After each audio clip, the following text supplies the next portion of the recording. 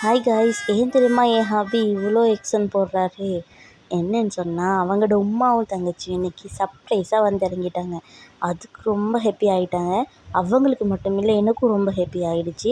வழமையாக நார்மலாக பெட்டி சுடுற மாதிரியே சுட்டு ஜூஸ் கரைக்கலான்னு தான் நினச்சிட்டு இருந்தது.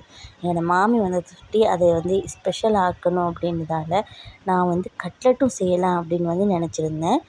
ஏன்னா வந்து பெட்டிஸ்க்கு வந்து நம்ம ஏற்கனவே புளிக்க வைக்கணும்ல மாவை பெனஞ்சி. ஆனால் கட்லெட்டுக்கு அப்படி இல்லை, உடனே வந்து நாங்கள் சுட்டு எடுத்துக்கலாம். அப்போ தாராளமாகவே ரெடிக்குள்ள. அதனால் வந்து பெட்டிஸ் மாவையும் எடுத்து பார்த்துட்டு வந்து அளவாக தான் இருந்துச்சு.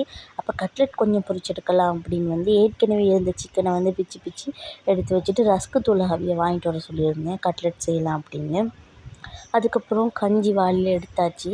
ஒரு வாளியில் தான் எடுக்கிறது. இன்றைக்கி வந்து 2 வாளியில் எடுத்திருக்கோம். இந்த கஞ்சியெல்லாம் பார்க்கும்போது ரொம்ப கவலையாயிக்குது. ஏன்னு சொன்னால் இன்னும் 10, 11 நாளில் இந்த சந்தோஷமெல்லாம் இல்லாமலே போயிடுங்க. எப்படி தான் நாள் போகுதோ தெரியல. இப்போ தான் நோன்பு துவங்கின மாதிரி இருக்குது. அதுக்கிடையில் நாள் போய்த்துது. இந்த சந்தோஷமெல்லாம் ஒரு கொஞ்ச நாளைக்கு தான். அதுக்கப்புறம் நான் ஆல்மண்ட்ஸை கொஞ்சம் கரைச்சி ஃப்ரிட்ஜில் எடுத்து வச்சுட்டேன். என் ஹபிக்கு வந்து ரொம்ப பிடிச்ச ஜூஸ் இது.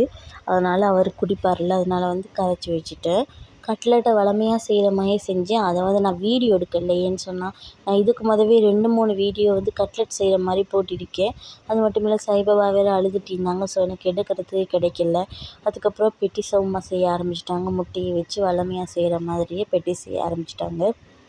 என் ஹபிக்கு அரைவாசி சந்தோஷம் என்ன சொல்லுவாங்க பார்க்கலாம். மோனாப்புலி விளையாடுறதுக்கு ஆள் கிடச்சிட்டுன்னு. நான் வந்து மோனாப்புலி விளையாட பெருசாக போக மாட்டேன். ஏன்னா அது வந்து டைம் சரியாக இழுப்படுதுங்க. அதனால் நம்ம சைப்பாப்பாவோட வேறு கஷ்டம்ல போகிறதில்ல. எங்களோட மச்சிலாம் வந்தது அவருக்கு ரொம்ப சந்தோஷம். அவர் தங்கச்சியோட என்னோட சேர்ந்து விளையாடணும் அப்படின்னு. சரி, நம்ம இஃப்தாரை முடிச்சுட்டு விளையாடலாம் அப்படின்னு சொல்லியிருந்தேன். அதுக்கப்புறம் தர்பூசணி வாங்கிட்டு வந்திருந்தார். அவரே கரைக்கிறேன் அப்படின்னு சொன்னார். கொத்தமல்லி பால் பாக்கெட்டும் வாங்கிட்டு வந்திருந்தார். சரி, அவரே கரைச்சி கொள்ளட்டும் அப்படின்னு நான் விட்டுட்டேன். ரொம்ப டேஸ்ட்டாக கரைச்சிருந்தார். நான் இஃப்தாரெல்லாம் முடிஞ்சதுக்கப்புறம் தான் இந்த ஒயிட் கோட்டையை போடுறேன். அதுக்கப்புறம் நான் பெட்டிஸையும் பொரிச்சு எடுக்க ஆரம்பிச்சிட்டேன். நல்லா பொன்னிறமாக பொரிச்செடுத்தேன். கருகினா ரொம்ப டேஸ்ட் இல்லாமல் போயிடும். அதனால் பக்கத்தில் நின்று அடுப்புக்கு பக்கத்துலேயே நின்றுப்பேன் பொரிச்செடுக்க வரைக்கும். அப்புறம் கட்லெட்டையும் போட்டு பொரிச்செடுத்தாச்சு. ஓரளவு பொன்னிறமாக வந்ததுக்கப்புறம் கட்லெட்டையும் எடுத்துடணும். கட்லெட் வந்து இன்றைக்கி வந்து ரொம்பவே க்யூட்டாக வந்துருச்சுங்க. வெடிக்காமல் வந்துருச்சு. சம்டைம்ஸ் 1, 2 சரி வெடிக்கும். இன்றைக்கி வெடிக்கவே இல்லை. ஏன்னா வந்து மாமி வந்திருக்காங்கல்ல, அதனால் பார்த்து பார்த்து பண்ணுவேன். என் ஹபி சொல்லுவார், "நீ வழமையை விட மாமி வந்தால் ரொம்ப ருசியாக சமைக்கிறா. என்ன பிரச்சனை உனக்கு?" அப்படின்னு கேட்பார். நான் சொல்லுவேன், ஆக்கள் வரேன்னா வந்து நம்ம கவனமாக பார்த்து செய்யணும் அப்படின்னு.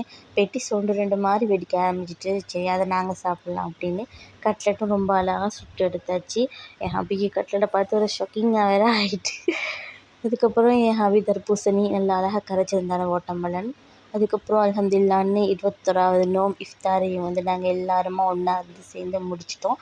அதுக்கப்புறம் சஹர் சாப்பாட்டுக்கு ஆட்டிறைச்சி கறி ஆக்கி அது கூடவே போஞ்சிக்காய் பால் கறி வச்சு சோறு ஆக்கியிருந்தோம்.